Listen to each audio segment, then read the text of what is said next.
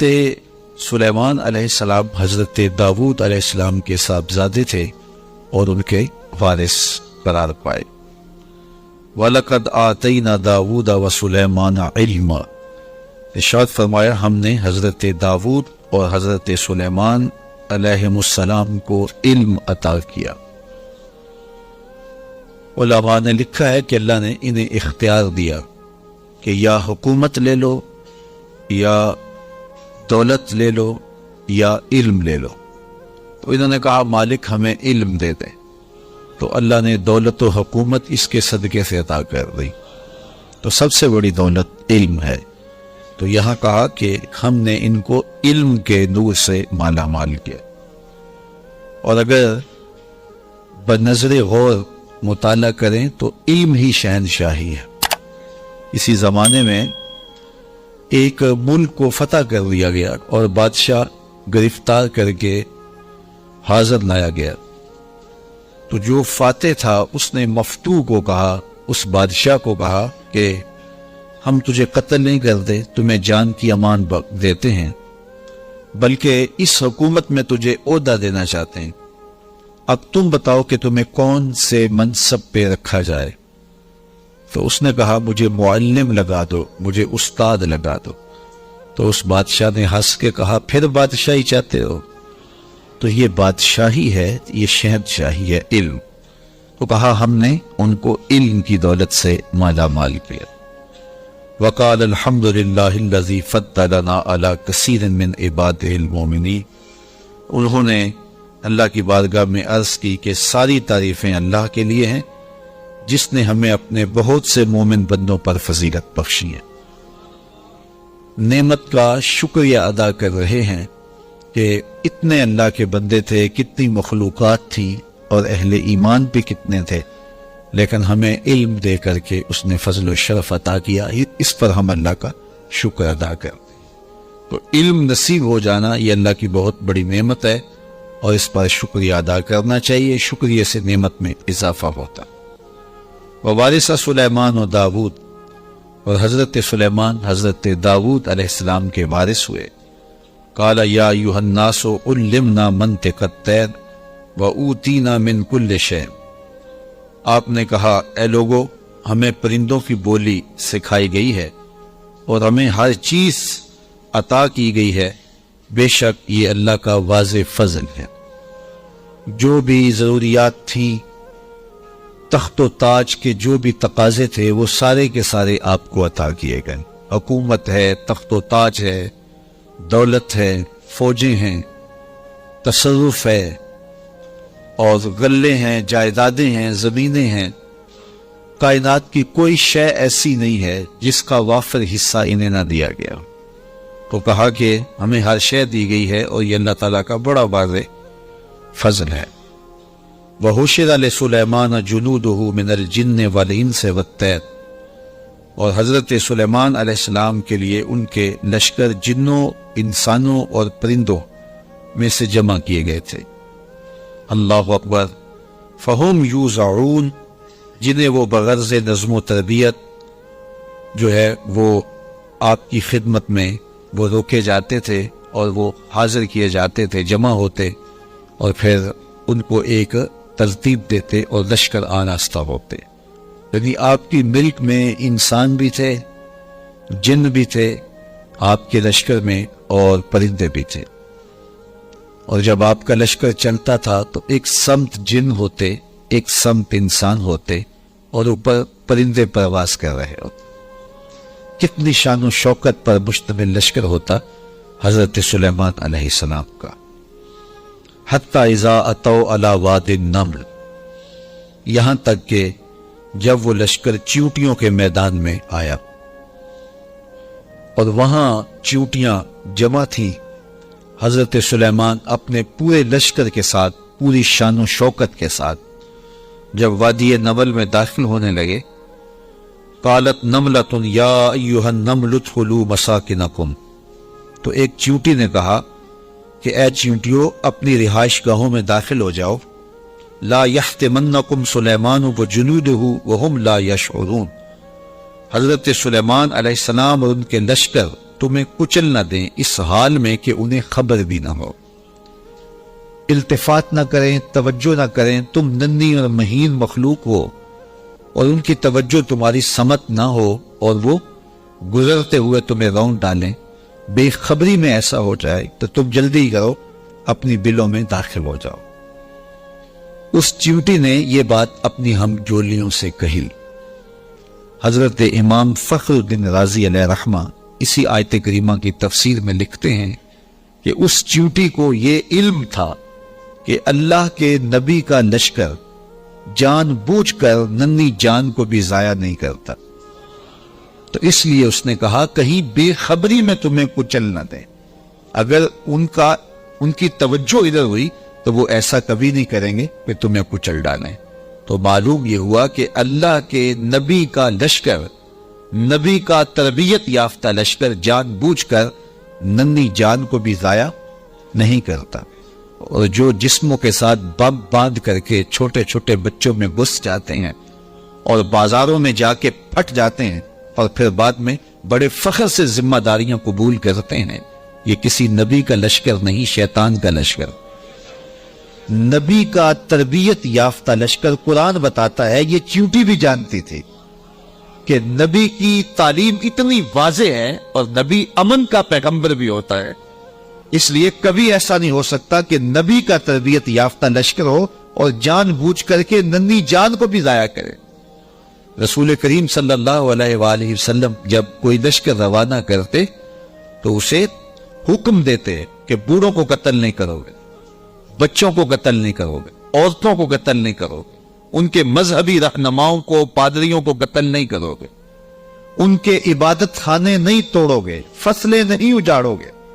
یہ کافر جو تھے ان کافروں کے بچوں کو بھی قتل کرنے سے روک دیا گیا، کافروں کے بوڑھوں کو قتل کرنے سے بھی روک دیا گیا، اور جو کفار ہیں ان کی خواتین کے قتل سے بھی منع کر دیا گیا، اور جو مسلمانوں کی نسلیں کاٹ کے رکھ دے اور اس پہ ذمہ داریاں قبول کرے، کوئی بدبخت ہوگا جو ان کی حمایت کرے گا اور ان کو اسلام کا نمائندہ قرار دے گا۔ وہ دشمن اسلام ہو سکتے ہیں، اسلام کے نمائندے نہیں ہو سکتے۔ تو اس چیوٹی نے کہا کہ اپنی دلوں میں داخل ہو جاؤ، کہیں نبی کا لشکر بے خبری میں تمہیں کچل نہ دے۔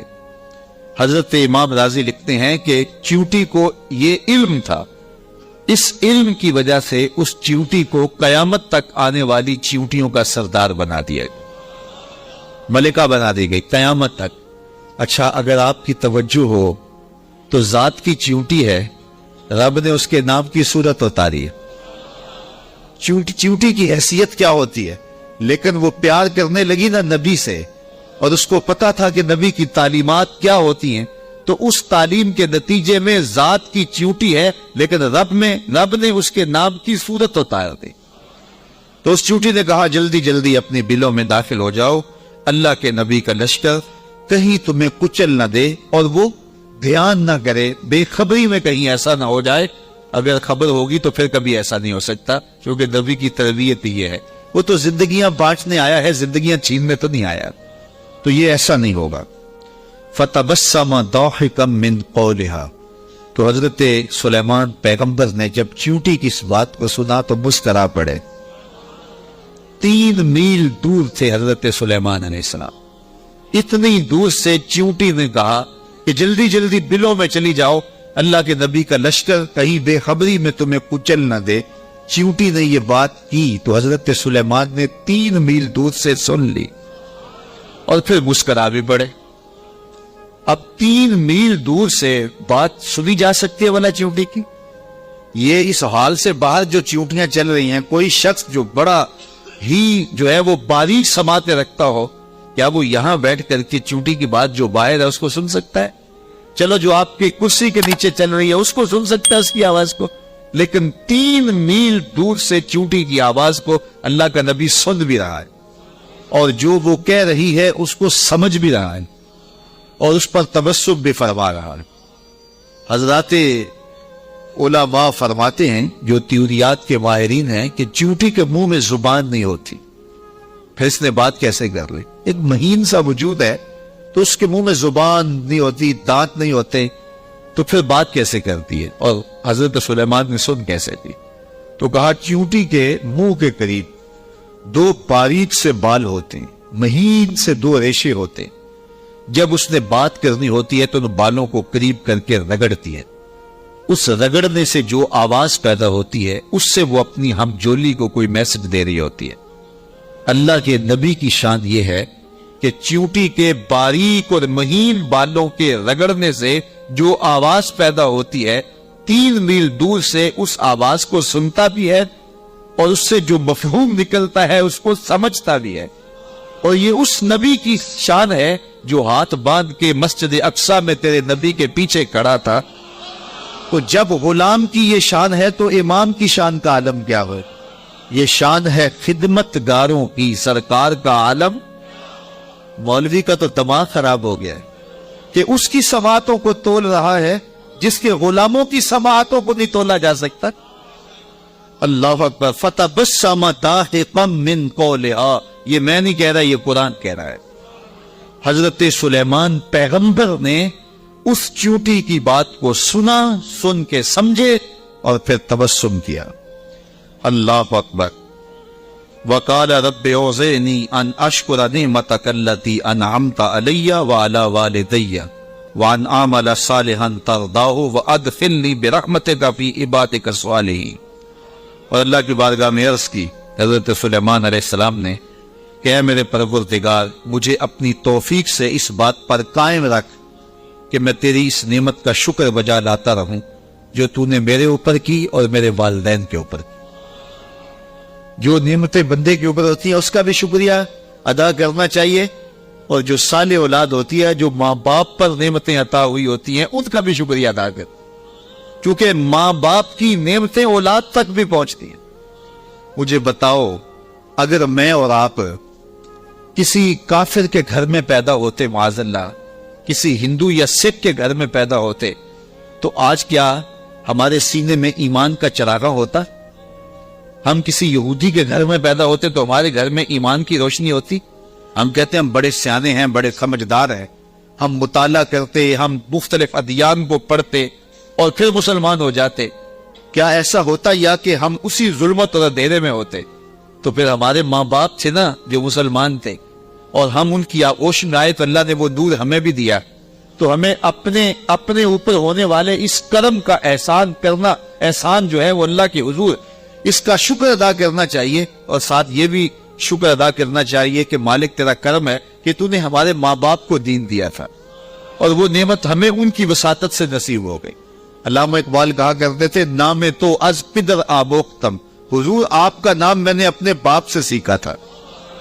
وہ حضور کے عاشق تھے تو میں بھی حضور کا غلام بنا۔ ہمارے ماں باپ حضور کا نام لیتے تھے تو کیا کیفیتیں ہوتی، آنکھوں میں آنسو آ جاتے تھے۔ تو آج چونکہ وہ حضور کے عاشق تھے، وہ حضور سے محبت کرنے والے تھے، وہ اولیاء کی چوکھٹوں پہ جانے والے تھے، تو آج اللہ نے یہ دولتیں ہمارے سینے میں بھی رکھی۔ تو جب اس نعمت کا شکریہ ادا کریں جو ہمارے وجود پر ہیں، تو ان نعمتوں کا شکریہ بھی ادا کریں جو ہمارے والدین پہ ہوئی ہیں۔ تو حضرت سلیمان نے یہ ہمیں شکر کرنے کا ایک عجیب طریقہ دیا، خوبصورت طریقہ دیا، اور عرض کی مالک میں ان نعمتوں کا شکر ادا کرتا ہوں جو تو نے میرے اوپر کی، اور ان نعمتوں کا بھی شکریہ میں ادا کرتا ہوں جو میرے ماں باپ پر کی۔ اللہ اکبر۔ اور مجھے یہ توفیق دے کہ میں ایسے نیک عمل کرتا رہوں جن سے تو راضی ہو۔ اللہ اکبر۔ اور مجھے اپنی خاص رحمت سے اپنے نیک بندوں میں داخل فرما لے۔ حضرت سلیمان علیہ السلام ایک دن اپنے لشکر کا جائزہ لیتے ہوئے پرندوں کی جانب نکلے۔ کیسی شان و شوکت تھی، جنوں پر بھی حکومت، انسانوں پر بھی حکومت، پرندوں پر بھی حکومت۔ وَتَفَقَّدَ الطَّيْرَ، تو آپ نے پرندوں کا جائزہ لیا۔ فَقَالَ مَا لِيَ لَا أَرَى الْهُدْهُدْ، فرمایا میں ہدہد کو نہیں دیکھ رہا۔ اور پھر فرمایا ام کان من الغائبین، وہ واقعی غائب ہو گیا ہے، لَعَذِّبَنَّهُ عَذَابًا شَدِيدًا، میں اس کو سخت عذاب دوں گا، او لَأَذْبَحَنَّهُ، یا اس کو میں ذبح کر دوں گا، او لَيَأْتِيَنِّي بِسُلْطَانٍ مُبِينٍ، یا وہ میری جانب میرے پاس اپنے بے قصور ہونے کی کوئی واضح دلیل لائے۔ تین باتیں، یا تو سخت عذاب دوں گا، یا ذبح کر دوں گا یا پھر اپنی صفائی میں کوئی مضبوط دلیل نہ آئے۔ حضرت سلیمان علیہ السلام بیت اللہ کی حاضری کے بعد واپس آ رہے تھے اور صنعاء کے مقام پہ جو یمن کا شہر ہے وہاں آپ نے پڑاؤ کیا اور وہاں آپ نے جانوروں کا جائزہ لیا اور وہاں ہدہد کو نہ دیکھا۔ مفسرین فرماتے ہیں جب پانی کی ضرورت ہوتی تو ہدہد کو حاضر کیا جاتا اور یہ ہدہد جو تھا وہ پھر بتاتا کہ کس جگہ پانی ہے۔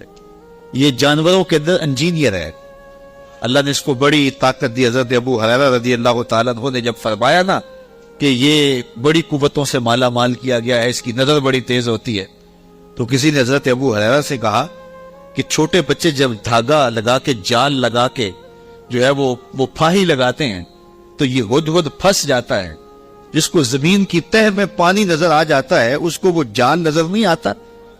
تو حضرت ابو ہریرہ بولے تقدیر کا جال نظر نہیں، تو تقدیر کا جال بڑا ڈاڈا ہوتا ہے، وہ نظر نہیں آتا۔ یہ آپ نے ایک جانور دیکھا ہوگا کن کھجورا، اس کے 100 پاؤں ہوتے ہیں، 100 پاؤں، اور یہ جو سانپ ہوتا ہے اس کے کوئی پاؤں نہیں ہوتے، یہ اپنے جسم کو بل دے کے آگے بڑھتا ہے، اور کن کھجورا اس کے 100 پیر ہوتے ہیں، اور سانپ کی مرغوب غذا ہے کن کھجورا، اور جب اس کو یہ نظر آئے تو یہ دوڑتا ہے اور سانپ پیچھے دوڑ کے اس کو شکار کر لیتا ہے۔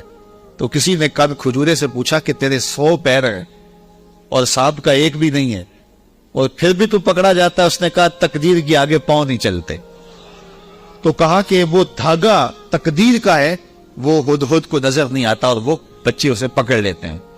تو ہدہد حضرت سلیمان علیہ السلام کا درباری پرندہ تھا اور حضرت سلیمان علیہ السلام اس سے محبت کرتے تھے، یہ بھی اللہ کے نبی سے پیار کرتا تھا، بلکہ صاحب روح البیان نے ہدہد کی عنوان سے بڑی باتیں لکھی ہیں، کچھ لطیفے بھی ذکر کیے ہیں۔ کہتے ہیں ایک دن یہ ہدہد چونکہ لاڈلا پرندہ تھا حضرت سلیمان کا، تو حضرت سلیمان علیہ السلام کو کہنے لگا کہ میں آپ کے لشکر کی دعوت کرنا چاہتا ہوں۔ آپ نے کہا اتنا بڑا لشکر ہے اور تو میرے لشکر کی دعوت کرے گا؟ کہا جناب دعوت قبول کیجیے۔ تو کہا ٹھیک ہے، آج دوپہر کو میں آپ کے لشکر کی دعوت کروں گا۔ جب دوپہر کا وقت آیا تو دریا کنارے لشکر نے پڑاؤ کیا ہوا تھا، تو ہدہد کبھی دائیں کبھی بائیں اڑانے بھر رہا ہے۔ تو کہا میاں وقت ہو گیا ہے، اب لاؤ نہ کھانا، تم نے آج ہماری دعوت کی ہے۔ کہا جی اسی کا انتظام کر۔ تھوڑی دیر کے بعد اس نے فضا میں ایک چڑیا شکار کی اور اس کو فضا میں توڑ کر کے پانی میں پھینک دیا اور لشکر کو آواز دی جس کے ہاتھ میں بوٹی آتی ہے بوٹی لے لے، باقی شوربہ پی لے۔ تو اس پرندے سے چونکہ بڑا پیار تھا، جب اس کو نہ دیکھا تو غصے میں آ گئے، کہا ما لیا لا اری الہدہد، میں ہدہد کو نہیں دیکھ رہا، کیا وہ واقعی غائب ہے؟ اچھا میں اس کو ذبح کر دوں گا یا سخت سزا دوں گا یا پھر وہ مجھے اپنی بے گناہی کی دلیل پیش کرے۔ اب ہدہد کہاں چلا گیا؟ حضرات مفسرین لکھتے ہیں کہ وہ حضرت سلیمان علیہ السلام استراحت کرنے لگے تو وہ اڑ کے قریب ایک باغ میں چلا گیا، وہاں ایک اور اس کا ہم جنس ہدہد بیٹھا ہوا تھا۔ اس نے پوچھا کدھر سے آئے ہو؟ اس نے کہا کہ میں اپنے نبی کے ساتھ گیا تھا، اپنے شہنشاہ کے ساتھ گیا تھا، اور ان کی حکومت جنوں پر بھی ہے، انسانوں پر بھی ہے، پرندوں پر بھی ہے۔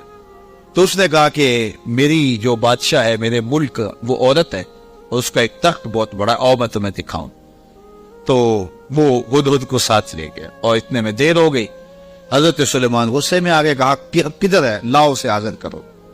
آپ کا جو درباری شہباز تھا وہ اڑا فضا میں بلند ہوا تو ہدہد آتا دکھائی دیا، تو اس نے اس کے اوپر جھپٹ کے حملہ کرنا چاہا۔ تو ہدہد نے کہا تجھے واسطہ دیتا ہوں اس رب کا جس نے تجھے میرے پہ طاقت دی ہے، مجھے اپنا معاملہ حضرت سلیمان کے پاس جا کے پیش کر لینے۔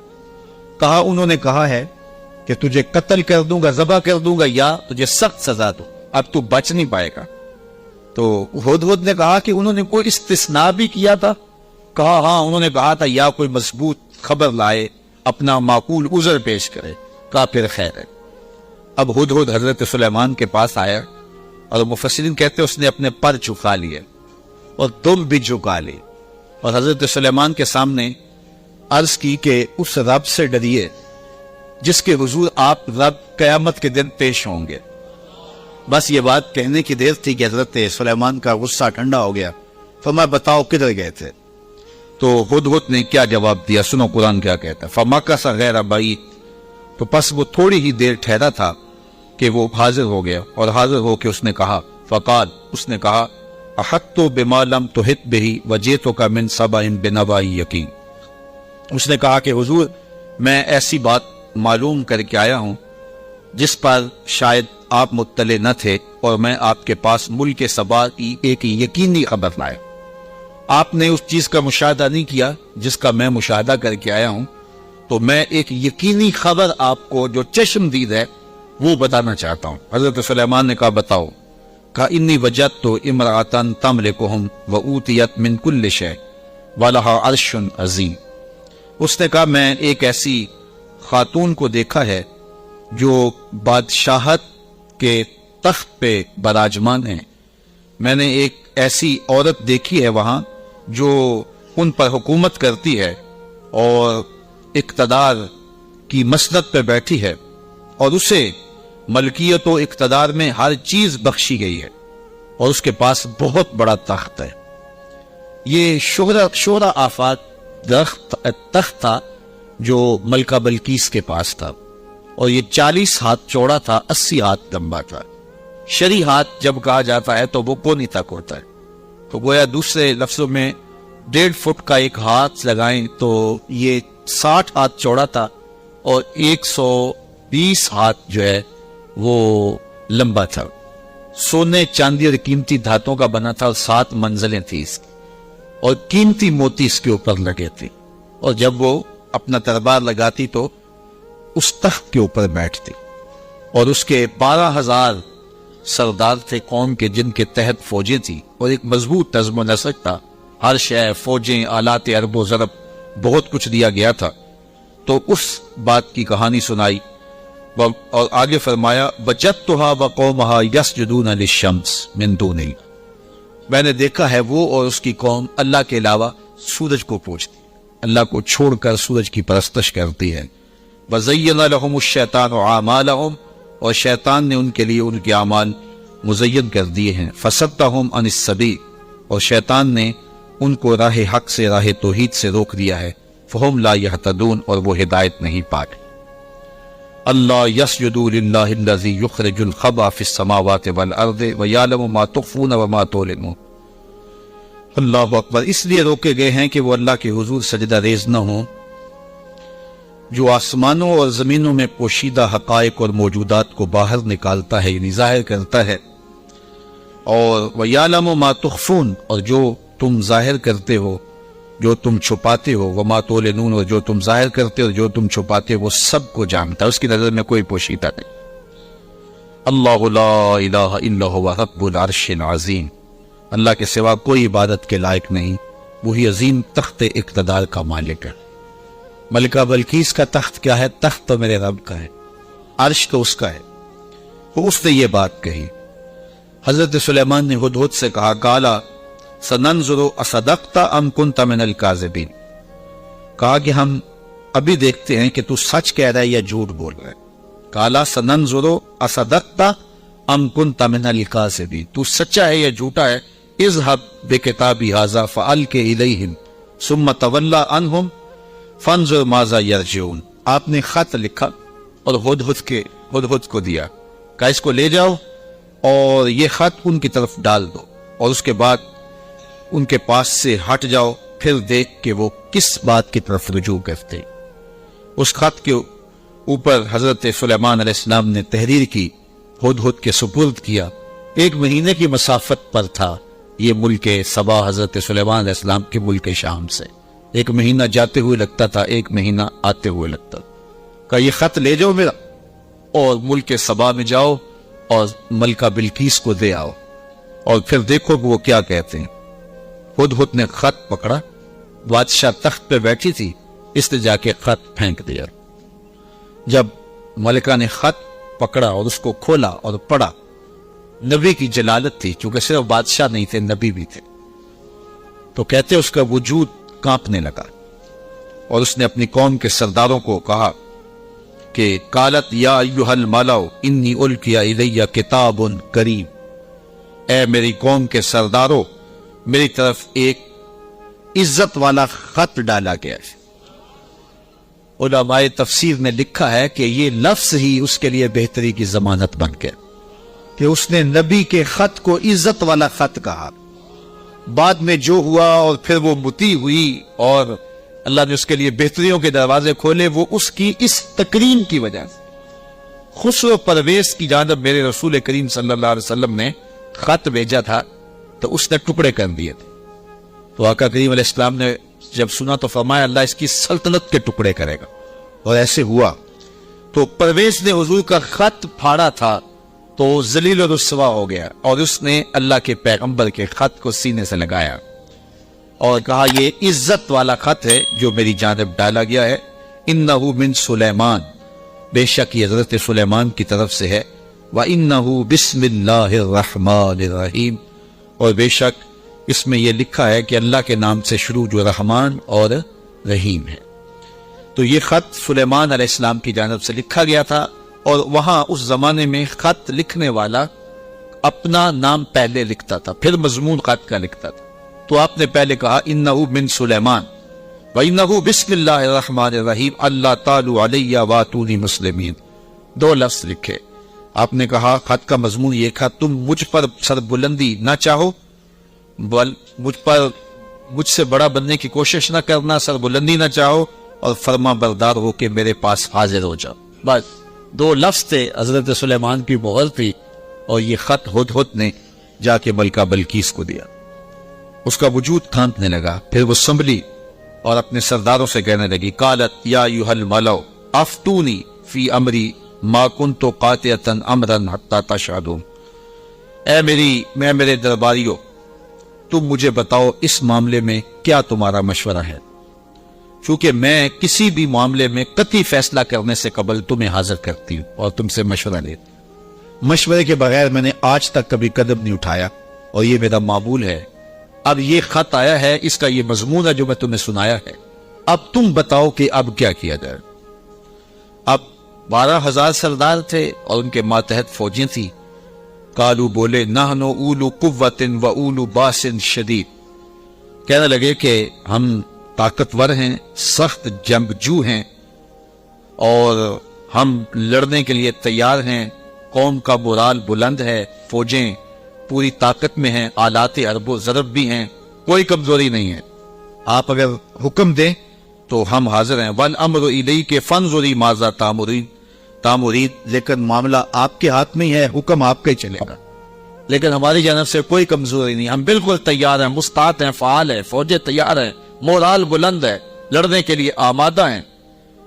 تو اب آپ کا حکم ہے، کیا آپ حکم دیتی ہیں؟ قالت ان الملوک اذا دخلوا قریۃ افسدوها وجعلوا اعزۃ اہلها اذلہ.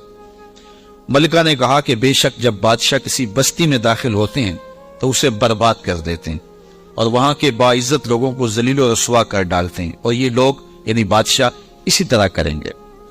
تو اگر تم مجھے موقع دو، اور میرا مشورہ یہ ہے کہ میں وَإِنِّي مُرْسِلَةٌ إِلَيْهِمْ بِهَدِيَّةٍ، میں پہلے ان کی طرف کوئی ہدیہ بھیجتی ہوں. ہم لڑائی کا طبل نہ بجائیں، ہم پہلے ان کی طرف ہدیہ بھیجیں، پہلے دیکھیں. فَنَاظِرَةٌ بِمَا يَرْجِعُ الْمُرْسَلُونَ، پھر ہم دیکھتے ہیں کہ جو ہمارے قاصد گئے ہیں وہ کیا پیغام لاتے ہیں. اگر وہ ہمارے ہدیے کو قبول کر لیتے ہیں اور کوئی ہماری سیٹنگ ہو جاتی ہے تو پھر تو لڑائی کی ضرورت نہیں ہے. لڑائی بہت خطرناک ہوتی ہے، اس کے انجام بڑے بھیانک ہوتے ہیں. وہ تھی بڑی سمجھدار.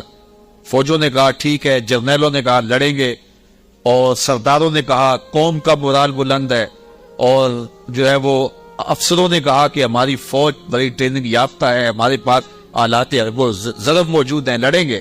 لیکن اس نے کہا صبر کرو، پہلے میں کوئی تحفہ دے کے قاصد بھیجتی ہوں. وہ قاصدوں کو کیا جواب دیتے ہیں؟ لڑائی تو آخری حال ہے، پھر ہم دیکھیں گے.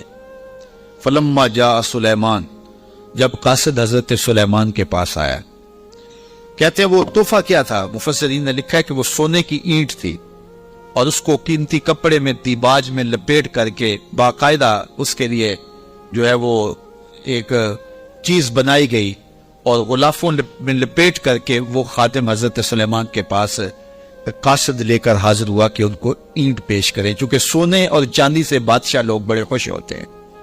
حضرت سلیمان کو جب پتا چلا کہ ان کے قاصد آ رہے ہیں اور اللہ کے نبی نے نور نبوت سے دیکھا بھی وہ کیا لا رہے ہیں، تو جنوں کو کہا حاضر ہو جاؤ. حاضر ہو گئے. کہا 1000 سونے کی اینٹیں میرے تخت کے آگے فرش پر بچھا دو. تو جب اینٹیں بچھی ہوئی انہوں نے دیکھی تو وہ جو تحفہ لے کے آئے تھے سنبھال کے ایک اینٹ، انہوں نے دیکھا کہ وہ اینٹیں تو قدموں میں پڑی ہوئی. تو اب وہ تحفہ دیتے ہوئے شرم محسوس کرنے لگے. کیا دیکھ الٹے باس بریلی کو، یہاں تو اینٹیں قدموں میں پڑی ہوئی ہیں. علاء الدین خلجی ساری زندگی تڑپتا رہا کہ حضرت خواجہ نظام الدین اولیاء کی بارگاہ میں حاضری دوں. آپ مانتے نہیں تھے. آپ کا مزاج ایسا تھا کہ شاہوں سے گریزاں تھے. تو اس نے بڑا زور کیا. خیر جب اس نے یہ ارادہ کر لیا کہ میں حاضر ہونا ہے تو آپ نے علاء الدین کو لکھا کہ فقیر کی خانقاہ کے 2 دروازے ہیں، اگر تو ایک سے آیا تو میں دوسرے سے باہر نکل جاؤں، اور اگر تو نے زیادہ تنگ کیا تو تیرا شہر چھوڑ جاؤں گا. خیر بادشاہ نے ایک دن جو ہے وہ بغیر بتائے خانقاہ میں حاضری دی. شیخ کو پتا چلا تو انہوں نے دروازے پر پہرے دار کھڑے کر دیے کہ بادشاہ کو اندر نہیں آنے دینا. بادشاہ نے ان کے تیور پڑے فقیروں کے، تو یہ جو پیروں کے مرید ہوتے تو دیوانے ہیں. کہا کہ یہ تو مر جائیں گے لیکن شیخ کے دروازے سے اندر نہیں جانے دیں گے. تو بادشاہ کو شرارت سوجی تو اس نے کاغذ کے ٹکڑے پہ لکھا کہ یہ کیا ہوا کہ بادشاہوں کے دروازوں پہ بھی بواب چوکیدار اور فقیروں کے دروازے پہ بھی بواب. تو اندر سے شیخ نے اسی کاغذ کے ٹکڑے پہ بیک پہ اس کی پشت پہ لکھ کے بھیجا. فرق یہ ہے کہ بادشاہوں کے درباروں پر جو بواب ہوتے ہیں وہ فقیروں کو روکنے کے لیے ہوتے ہیں، اور جو فقیروں کی چوکھٹ پہ بواب ہوتے ہیں وہ امیروں کو روکنے کے لیے ہوتے ہیں. بادشاہ کہنے لگا کہ مجھے حضرت کی خانقاہ تو دیکھنے کی اجازت ہوگی. خدام نے کہا کوئی حرج نہیں ہے. تو وہ خانقاہ لنگر خانہ دیکھنے لگا. بہت بڑی خانقاہ تھی. تو جب وہ استبل میں گیا تو کیا دیکھا کہ جو گھوڑے ہیں ان کی جو میخیں ہیں، قلعے ہیں، وہ چاندی کے ہیں، اور جو ان کے پاؤں میں زنجیریں پڑی ہوئی ہیں جن سے وہ بندھے ہوئے ہیں وہ زنجیریں سونے کی ہیں. تو بادشاہ بڑا حیرت زدہ ہوا. تو اس نے پھر کاغذ کے ٹکڑے پہ لکھا کہ یہ کیا ہوا کہ بادشاہوں کے پاس بھی سونا اور چاندی اور فقیروں کے پاس بھی سونا اور چاندی، فرق کیا ہوا؟ تو شیخ نے جواب میں لکھ کے بھیجا فرق یہ ہے بادشاہ خزانوں میں سنبھال کے رکھتے ہیں، فقیر گھوڑوں کے قدموں میں ڈال کے رکھتے. تو حضرت سلیمان علیہ السلام نے 1000 اینٹ بچھوا دی. آپ جانتے ہیں جب بہار چین آیا نا حضرت عمر کے زمانے میں، جب ایران فتح ہوا تو سب سے دنیا کے اس وقت نامور اشیاء میں سے بہار چین ایک بہت بڑا قالین تھا جس کو بہار چین پہ بٹھا دیا جاتا وہ ناز کرتا ہے کہ میں بہار چین پہ بیٹھا ہے. آج وہ کسی کو وہ سرخ قالین پہ جو ہے وہ لے کے جاتے ہیں تو کہتے ہیں میرے لیے سرخ قالین بچھائے گئے. امریکہ میں یا جو ہے وہ میرے لیے جو ہے وہ برطانیہ میں یہ اعزاز دیا گیا ہے کہ مجھے سرخ قالینوں پہ میرا استقبال کیا گیا، سرخ قالین بچھائے گئے. بہار چین یہ ایک ایسا قالین تھا کہ جس پہ بیٹھ جانا اور جس پہ چلے جانا یہ بڑے دنیا کے لوگ جو ہے وہ فخر سمجھتے تھے. جب حضرت فاروق اعظم کا زمانہ آیا تو یہ علاقہ فتح ہوا تو یہ اونٹوں پہ لاد کر کے یہ بہار چین مدینے بھیجا گیا. تو حضرت عمر کے پاس جب بہار چین آیا تو کہا کہ اب اس کو کہاں رکھے؟ تو کسی نے کہا جی مسجد نبوی میں بچھائے. کہا یہ مسجد نبوی میں بچھائے؟ وہاں کی جو چٹائیاں ہیں اس قالین سے افضل ہیں، وہاں اس کو یہاں نہیں بچھائیں گے. تو کہاں رکھے؟ حضرت عمر نے حکم دیا کہ مسجد نبوی کے باہر جہاں لوگ جوتے اتارتے ہیں وہاں رکھا جائے. اور وہ بہار چین جس پہ لوگ بیٹھنا اعزاز سمجھتے لوگ وہاں جوتے پوچھ کے گزرتے. تو فقیروں کی نظر میں کیا چیز ہوتی ہے ان چیزوں؟ تو 1000 اینٹ جب بچھی ہوئی دیکھی تو وہ کیا تحفہ دیتے؟ حضرت سلیمان علیہ السلام نے کہا کالا اتمدوننی بمال، تم مجھے مال سے میری مدد کرتے ہو؟ تم کیا سمجھتے ہو تم میرے پاس جو ہے وہ مال و دولت سے میری مدد کرنا چاہتے ہو؟ فما آتانی اللہ خیر مما آتاکم، اللہ نے جو مجھے دیا ہے وہ اس سے بہتر دیا ہے جو تم کو دیا ہے، تمہارے سے بہتر مجھے نوازا ہے. بل انتم بہدیتکم تفرحون، بلکہ اپنے ہدیے پہ تم خوش ہو کہ یہ مال ہے، ہم مال کے ہدیے کو قبول نہیں کرتے. ایک طرف سورج کو پوجا جا رہا ہے، رب کے ساتھ شریک ٹھہرایا جا رہا ہے، اور میں ایک اینٹ لے کے راضی ہو جاؤں سونے کی اور تم اللہ کی مخالفت کرتے رہو. یہاں سمجھنے کے لیے بہت کچھ ہے کہ اللہ کے حکموں کی نافرمانی کر رہا ہو اور پیر صاحب کو نذرانہ دے دے اور پیر صاحب یہی چپ ہو جائے کہ کوئی نہیں مجھے نذرانہ مل گیا ہے، یہ سمجھنے کے لیے کافی ہے۔ سونے کی اینٹ لے کے آئے ہیں، فرمایا وہ بتوں کو پوج رہے ہیں، وہ سورج کو پوج رہے ہیں، اور مجھے اس نذرانے سے چپ کروانا چاہتے ہیں، ایسا نہیں ہوگا۔ اور آپ نے اس قاصد کو پیغام دیا، ارجع الیہم، جا ان کے پاس اور ان کو بتا جا کے کہ فَلَنَاتِيَنَّهُمْ بِجُنُودٍ لَا قِبَلَ لَهُمْ بِهَا وَلَنُخْرِجَنَّهُمْ مِنْهَا أَذِلَّةً وَهُمْ صَاغِرُونَ۔ ان کو جا کے بتا کہ ہم ایسا لشکر لے کے آ رہے ہیں جس کا تم مقابلہ نہیں کر پاؤ گے، اور تمہیں ذلیل کر کے رسوا کر کے شہروں سے نکالے کے تیار ہو جاؤ۔ حضرت سلیمان نے اس قاصد کو پیغام بھیجا۔ جب اس نے جا کے پیغام دیا اور حضرت سلیمان کے دربار کی کہانیاں سنائیں تو پھر لڑائی کی ہمت کس کو ہوتی؟ نبی کو اللہ نے روب دیا ہوتا ہے، نبی کا روب جو ہے وہ لوگوں پر پڑ جاتا ہے۔ اللہ اکبر، تو کس کو ہمت ہوتی؟ ملکہ بلقیس نے کہا کہ اب میں خود جاتی، تو وہ خود تیار ہوئی اور وہ حضرت سلیمان کی بارگاہ میں حاضر ہونے کے لیے ملک سبا سے چلی۔ ادھر بھی وقت گزرتا گیا، جب 3 فرسخ دور وہ دربار سے رہ گئی، 1 فرسخ اور 3 فرسخ 5 کلومیٹر لگا لے، آپ یہ کہہ لیں کہ وہ بائی پاس پہ یا وہ یہ چناب پل پہ اتنے فاصلے پہ جب اس کا آنا ہوا تو حضرت سلیمان بیٹھے تھے اور آپ نے اپنے درباریوں سے کہا، قال یا ایھا الملأ ایکم یاتینی بعرشھا قبل ان یاتونی مسلمین۔ دربار لگا تھا، جن بھی بیٹھے تھے، انسان بھی بیٹھے تھے، پرندے بھی تھے۔ آپ نے کہا میرے درباریوں، وہ بلقیس آ گئی ہے، یہاں قریب ہی آ گئی ہے، تو اس کا وہ تخت جس پہ اسے ناز ہے، کوئی ہے جو اٹھا لائے اس کے لانے سے پہلے؟ کیسی شان حضرت سلیمان، وہ بائی پاس پہ آ گئی اور تخت 1 مہینہ جاتے ہوئے لگتا ہے، 1 مہینہ آتے ہوئے لگتا ہے۔ یہ طاقتیں ہیں اللہ کے بندوں کی۔ اللہ اکبر، تو کہا وہ تو ادھر آ گئی ہے، تو کوئی ہے جو اس کا تخت جا کے جلدی جلدی اٹھا لائے؟ تو جب آپ نے یہ بات کہی تو ایک جن اٹھا، قال عفریت من الجن انا آتیک بہ، ایک جن کہنے لگا حضرت میں لاتا۔ کب لاؤ گے؟ قبل ان تقوم من مقامک، آپ کی مجلس ختم ہونے سے پہلے پہلے حاضر کر دیتا ہوں۔ اور مجلس ختم ہوتی تھی زوال کے وقت، دوپہر کے وقت، صبح شروع ہوتی اور دوپہر کو ختم ہو جاتی، تو کچہری لگی تھی، کہا کچہری ختم ہونے سے پہلے پہلے میں لے آتا ہوں۔ وَإِنِّي عَلَيْهِ لَقَوِيٌّ أَمِينٌ، طاقتور بھی ہوں، لے بھی آؤں گا، اور امین بھی ہوں، کوئی ایک موتی بھی ضائع نہیں ہوگا، تو تخت میں لے کے آتا ہوں۔ اور 1 مہینہ میں نے عرض کیا جاتے ہوئے لگتا ہے، 1 مہینہ کئی ہاتھ موٹا تھا، 7 منزلیں تھی، 40 ہاتھ چوڑا تھا، 80 ہاتھ لمبا تھا، سونے اور چاندی اور قیمتی جواہر سے مرصع تھا، اور 7 کوٹریوں میں مکفل تھا، تالے لگے تھے، پہرے دار کھڑے تھے، جیب میں ڈال کے بھی لانا ہو پھر بھی 2 مہینے چاہیے۔ اور اس تخت کو لانے کا کہا تو پہر تک لے آتا ہوں، بڑی بات تھی نا۔ حضرت سلیمان خوش ہو جاتے کہ بڑی بات ہے، تو میں نہیں، مجھے اس سے بھی پہلے چاہیے، مجھے اس سے بھی پہلے چاہیے۔ پھر وہ اٹھا جس کے سینے میں زبور کا علم تھا، قال الذی عندہ علم من الکتاب، پھر وہ شخص کھڑا ہوا جس کے سینے میں علم زبور تھا، وہ آپ کا خالہ زاد بھی تھا، آپ کا صحابی بھی تھا، عاصب بن برخیہ نام علماء تفسیر نے بتایا ہے، اور اسے اسم اعظم آتا تھا۔ وہ کھڑا ہو گیا، اس نے کہا انا آتی کا بہی، حضرت میں لے آتا ہوں۔ کہا کب لاؤ گے؟ وہ تو دوپہر تک کا وقت دے رہا ہے، تم کب لاؤ گے؟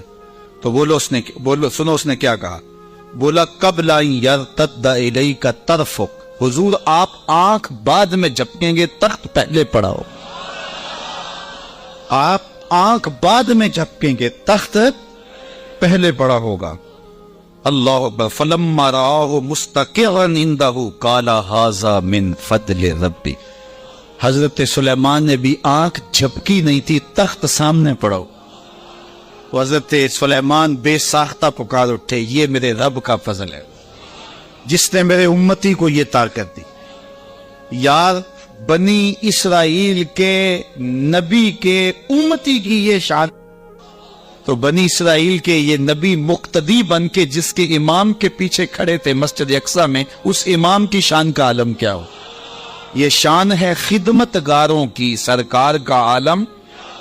کہا میں لاتا ہوں، اور اس کے آنے سے پہلے کیا حضرت آنکھ جھپکنے سے پہلے حاضر کر دو۔ اور حضرت سلیمان نے ابھی آنکھ جھپکی نہیں، تخت سامنے پڑا ہوا تھا۔ اللہ اکبر۔ لیبلونی ااشکر ام اکفر، کہا کہ میرے رب نے مجھے آزمایا ہے، میرا رب مجھے پرکھتا ہے کہ میں اس کا شکر کرتا ہوں یا کفران کرتا ہوں یا انکار کرتا ہوں۔ اللہ اکبر۔ فرمایا ومن شکر فانما یشکر لنفسہ، جو شکر کرتا ہے وہ اپنے لیے ہی شکر کرتا ہے۔ اللہ کا کیا فائدہ کرے گا؟ اپنا ہی فائدہ ہوگا۔ تو میں اس کا شکر کرتا ہوں جس نے میرے ایک امتی کو یہ طاقت عطا کی، یہ شان عطا کی۔ یار جب بنی اسرائیل کے ایک ولی کی یہ شان ہے تو اس امت کے اولیاء کی شان کا عالم کیا ہو؟ صرف ایک واقعہ، شہر بخارا میں، شہر کابل میں حضرت امام شاہ نقش بند بخاری علیہ رحمہ تشریف لائے تو لوگوں کا ہجوم ہو گیا۔ بادشاہ وقت کی لونڈی وہاں سے گزرتے ہوئے رکی تو لوگوں کا ہجوم دیکھا، کہا ماجرا کیا ہے؟ کہا بخارے والے پیر آئے ہوئے۔ تو کہا یہ پیر کیا ہوتے ہیں؟ لوگوں نے بتایا یہ اصلاح قلب کرنے والے لوگ ہوتے ہیں، یہ دلوں کے حکیم ہوتے ہیں، ڈاکٹر ہوتے ہیں، اور یہ باطن کی صفائیاں کرنے والے لوگ ہوتے ہیں، اور اللہ نے ان کو تکوینی اور تشریعی طاقتیں بھی عطا کی ہوئی ہوتی ہیں، اور کبھی ایسا ہوتا ہے کہ یہ اوکھے ویلے کام بھی آتے ہیں۔ اس نے سوچا کہ شیخ سے نسبت قائم کر لینے میں کوئی حرج نہیں ہے، تو اس نے حضرت شاہ نقش بند بخاری کی بیعت کر لی۔ چلو پیر تو کوئی ہونا چاہیے، تو انہوں نے ان سے بیعت کر لی۔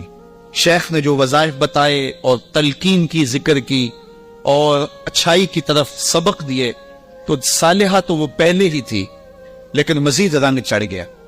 تو بادشاہ جب اس کی خدمت کو دیکھا تو بڑا خوش ہوا۔ جو باقی لونڈیاں تھیں وہ حسد کرنے لگی۔ ایک دن انہوں نے بادشاہ کے دربار سے، بادشاہ کے گھر سے چوری کر کے زیور ایسی جگہ پہ چھپا دیے اور اس پہ الزام لگا دیا اور پھر برآمد بھی اس سے کروا دیے۔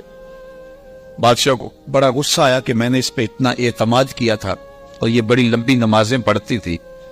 بادشاہ نے حکم دیا کہ اس کو چوبارے پہ لے جاؤ اور وہاں سے دھکا دے دو۔ بادشاہ کے محل کی چھت پہ لے جایا گیا۔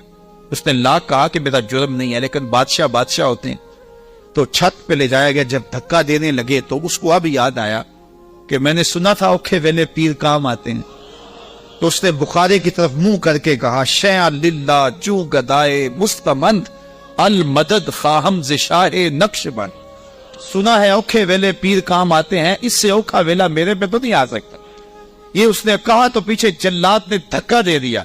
جب نیچے آئی تو حضرت شاہ نقش بند بخاری کا دامن پھیلا ہوا تھا۔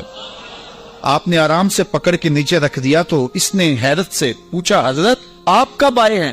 تو شاہ نقش بند بخاری فرمانے لگے تو از چبارہ آمدی من از بخارا آمدم، تو چبارے سے چل پڑی تھی، میں بخارے سے چل پڑا۔ تو کہا حضرت آنکھ جھپکنے سے قبل وہ تخت حاضر کر دوں گا۔ جب تخت حاضر ہو گیا کہا یہ میرے رب کا فضل ہے جس نے مجھے اتنی طاقت عطا فرمائی۔